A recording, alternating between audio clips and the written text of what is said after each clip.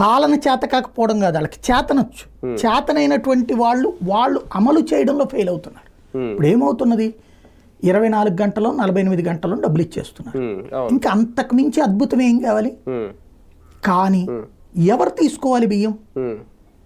ఇప్పుడు నేను ఒక వ్యాపారస్తుని, నాకు కావాల్సిన సరుకుని ఇచ్చేవాడి దగ్గర ఎంత వీలైతే అంత తక్కువకి పడతా.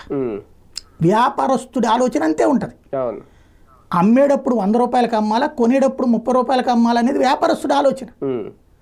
వాడు ఆ స్వార్థంతో ఆలోచించుకుంటేనే వాడు వ్యాపారం చేయగలడు.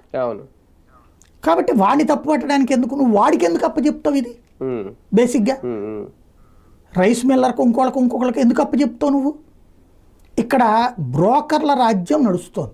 పాయింట్ ఏంటి, బియ్యం అనేటటువంటిది మనం ఇస్తున్నాం, ఇచ్చిన తర్వాత ఆ బియ్యాన్ని తీసుకెళ్ళి అమ్మేటటువంటి సందర్భం, ఏది ధాన్యం సేకరించాలి. దానికోసం బియ్యం ఇవ్వాలంటే ధాన్యం సేకరించాలి.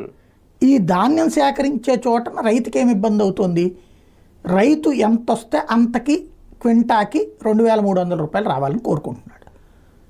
అతను ట్రాక్టర్లో పెడతాడా, లారీలో పెడతాడా, తీసుకెళ్ళి ఇయడానికి సిద్ధంగా ఉన్నాడు. కానీ ఒక మూటకి 5 కిలోలు నొక్కేస్తున్నారట. ఇది ఈనాడే రాసింది, మనంగా చెప్తాం. మూటకి 5 కిలోలు గిఫ్ట్ కింద తీసుకుంటున్నారు. అదేమంటే